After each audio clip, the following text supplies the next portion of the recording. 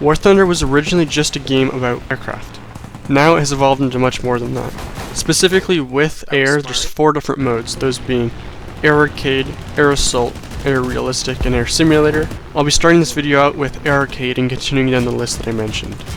Air Arcade is the simplest of the game modes to play.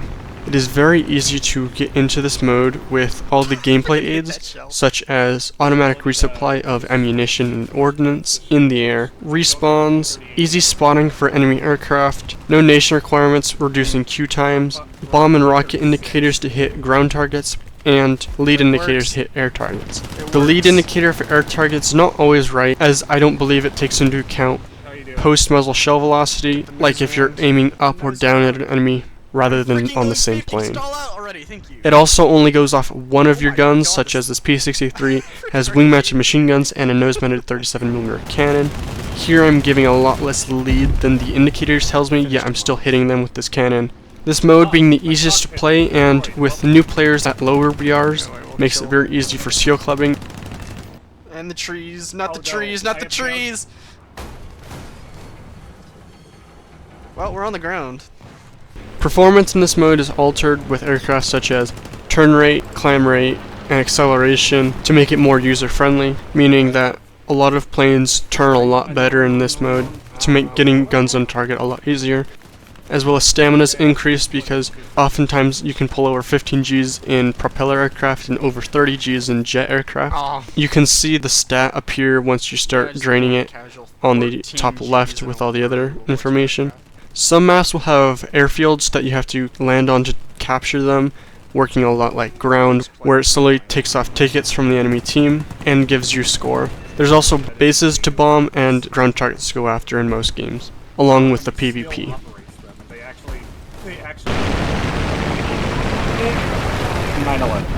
There is a player base still, even at high BRs, with jets and missiles.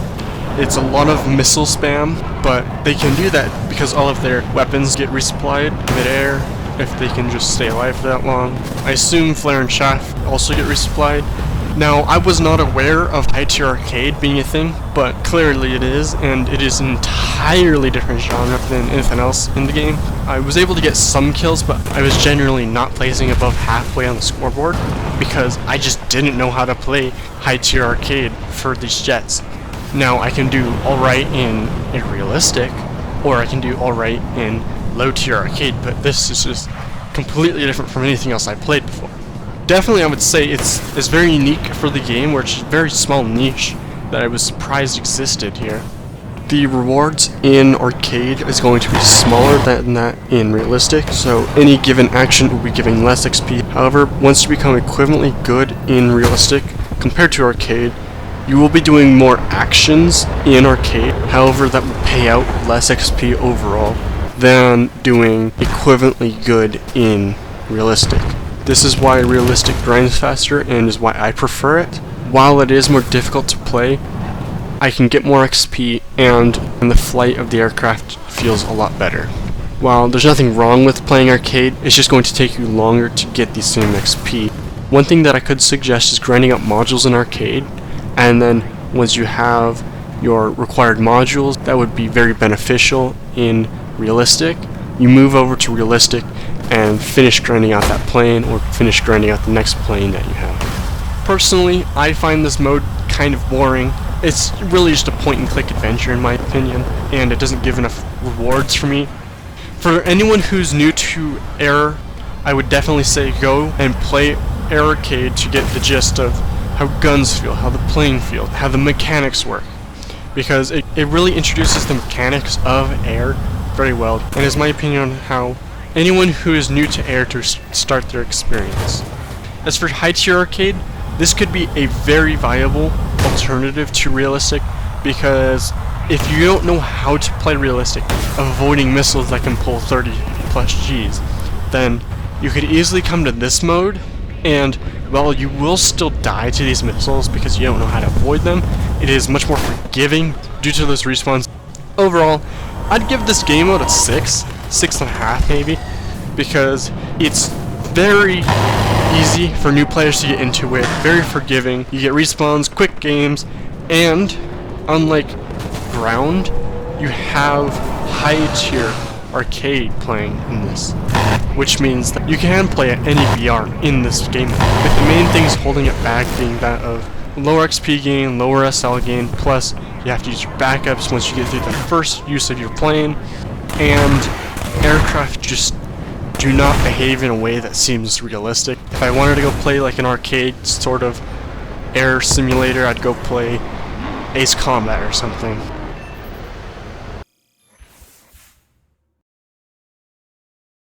Now moving on to Air Assault, this game mode it's pretty bad. You can see in the bottom left how many more waves there are in the game. There we go. You can see how many more aircraft are in the specific wave that are still alive, and then you can see your own team's base health. How the health works, I believe, is each singular bomb that hits, and then each artillery shell that hits from like ground targets takes off 1 hit point. There are some very weird BR brackets in this, with that being from 6-7 to 12-7 is the top BR bracket. There's nothing beyond 12-7, even though there's 14-3 aircraft in the game, and the difference between prop aircraft at 6-7 and jets at 12-7 is kind of crazy. They do scale score, however, so like a kill with an aircraft at 12-7 is going to be worth a lot less than a kill from an aircraft at 6-7. This makes it a little bit more fair for Lizardcraft, however, you still cannot do anything. You might get there after all of the other jets have made their pass through it, and then you're left with like maybe one aircraft that you can get. Otherwise, there's the ground targets. The most frequent way I see teams lose this game mode is through the ground targets. There's 2 waves of ground targets that spawn at randomized points in the game. Sometimes they'll immediately be spotted from your allies, sometimes they won't. You have to pay attention to these, because if you do not get them out of the game within a few minutes, you will just lose and there's nothing you can do. Most of the time what I do is I just J out the moment I see it, get in a plane that has a lot of bombs or rockets or something, and I just go after the ground targets, unless I see someone else that is actively going after them. Another thing you can do in this mode is if you have some sort of cruise missile, or alternatively hitting a bomb inside the compartment of one of these bombers or strike aircraft, you can take out almost the entire wave in seconds. You can see that with my friend right here. He hits one of their bombs in the bomb bay, and it completely deletes the entire wave before I could even get there. Respawns work off of paying the repair cost of your aircraft to spawn in, rather than having a limit of how many respawns you can have. After completing the first game, depending on how far you get in the game, you get a different value booster, and usually a backup with it. Most of the time, if you complete it, you'll get somewhere around a 300% XP or cell booster, or if you fail within the first couple waves, you'll get a 10% booster. However, this is not your regular 10% booster that is active for 10, 15, 20 games. This is a one-time use booster. Depending on what map you get on, it will change what aircraft you're up against. Modifications are that of arcades, so you have same resupply, that they have same limitations, same benefits of aircraft performance and WEP and aiming indicators. The other thing with this mode is that boosters, wagers, orders do not work. You cannot activate them in this mode. This heavily restricts how much you can make. I did do a second game going in a lower BR, so props. I played 6-3, but as you get to a lower BR, it gets worse and worse and worse in my opinion, because you cannot travel across the map very fast, you cannot intercept bombers as much, and the ground targets become harder and harder to deal with as you get less ordnance. My honest review of this mode is probably around a 3. It's such a waste of time. I don't know why you would play this over arcade.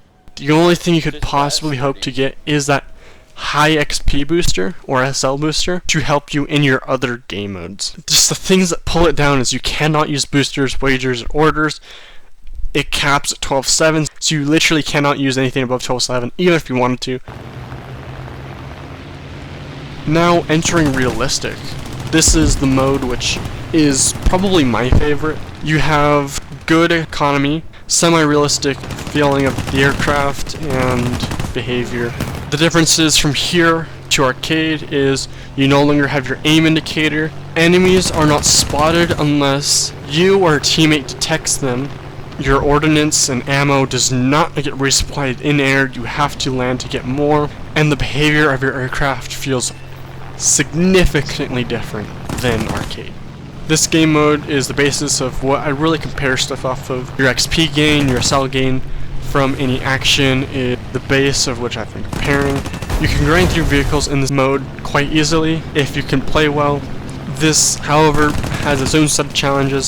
Since you can't respawn, you have one chance in a game to do well, and if you die without doing anything, you cannot make that up in this mode, which makes it exceptionally hard to work with high value boosters. Say example, you got a 300% booster from Assault, and you move over to Realistic. To use that, you can either do absolutely nothing and completely waste it because you died without doing anything and can't respawn, or say you get 3 kills and then like 7 ground targets, or maybe some base damage. You could get tens of thousands of XP depending if it was in a premium aircraft, depending if you have a premium account, and a whole bunch of other stuff. As well as you can use your wagers and your orders here, which become very beneficial trying to grind SL. This mode also really matters on crew level, so if you have G tolerance and stamina and awareness and all these other crew levels, whether you have them or not, it really can affect your performance of your plane and being able to do well in a game. Now, I think that Air Realistic can be subcategorized into different VR sets. The first subcategory could be considered from 1.0 all the way up to 7.0, or some could argue 8.3-ish. My reasoning for this is there's no missiles. Toward the upper end is early jets, so they still play a lot like your prop planes with altitude advantage and energy advantage over the enemy player can greatly increase your odds of winning a dogfight, as well as just how the games play out seem to be very similar. The next one I'd say is from the end of that first bracket to around 9.7. This is where you get early missiles and your jets become a little bit better, with some of them having afterburners, being Mach capable, and the playstyle becomes a little bit different. You can't just simply run away from someone because they could have some early missiles. Plus then you get very different types of aircraft. You can have an F-104, or you can have something like a IL-28, and most of the time you don't have flares, but this is easily counteracted by you being able to outpull, outrun, or just dodge most missiles at this BR. Dogfighting still occurs quite often. Moving up to 9.3, 9.7, all the way up to around 12.0, you're starting to get missiles which become very hard or impossible to dodge. You're getting less dogfighting, more missiles. Most of the time people will have flares at this BR. At the higher end, around 12.0, you could also get missiles that have IRCCM with AIM 7Fs on your 12.0 Phantoms, and 9Ls or all aspect missiles. This is where you have to learn about how missiles work, how it tracks through your aircraft, cutting afterburner, and using flares and chaff effectively this BR. Dogfighting still happens this BR once you close the distance to them, so it still requires your gun skills with understanding of missiles and your plane. This is really the last BR group where people who just buy their way to this BR can still do something, but it might just be harder for them to do that. If you do it by yourself, it's suicide, but if you do it with other people, it's like group suicide. No, it's a good time. The last BR is mostly anything above 12.0, so those aircraft that have your IRCCM IR missiles have really good radar missiles, either those like Sparrows, which you need to keep a lock, or your find or forget active radar missiles. For someone who buys their way to this BR and has played it for, say, 50 games, they will not be able to perform anywhere as good as if they bought something and played it at the lower BR bracket before this. You have to have There was some knowledge of tires, so how they to put it- avoid IRCCM missiles. You have to have knowledge of how to avoid very good radar missiles, also those that can pull 30, 40, 45 Gs and have ranges of over 30 kilometers. Dogfighting rarely happens at this BR. A lot of the time it's just missile spam. You have all assortments of guided munitions.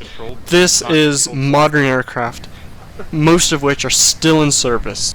As you go up through the BRs, it becomes more difficult for someone to do well. The reason I break it down is because there's different things you need to pay attention to with the different BRs, whether that be like a BF-109 dropping on you, an F-104 sneaking up on you with their 9B, or an active search radar missile shot at you from halfway across the map. You need to understand the mechanics of how they work and how to counterplay these different things. This game mode does care about nation lineups a little bit.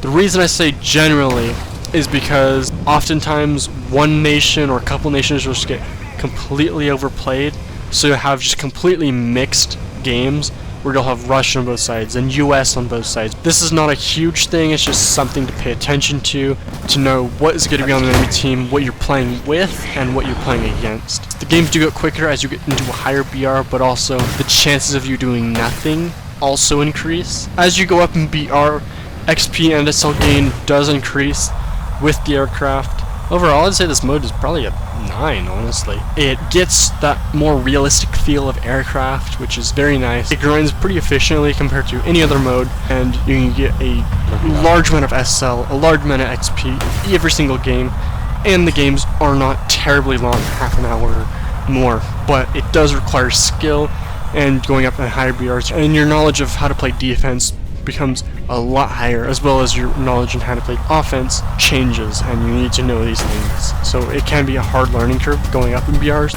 as well as the learning curve going from arcade to realistic, but it should set you up pretty well if you understand arcade pretty well.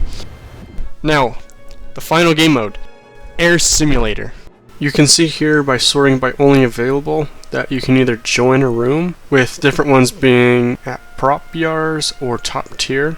You can click on the different ones to see what nations are allowed, what BRs, allowed and forbidden aircraft, which 15.0 to 18.0, that's in the game. Then you can also see server, maximum and minimum players, battle duration, and also maximum battle time. Then you can also click on players to see who's in the game. Alternatively, if you don't like what you're seeing here, if you want to play a different BR, you can go create session. You can pick your server.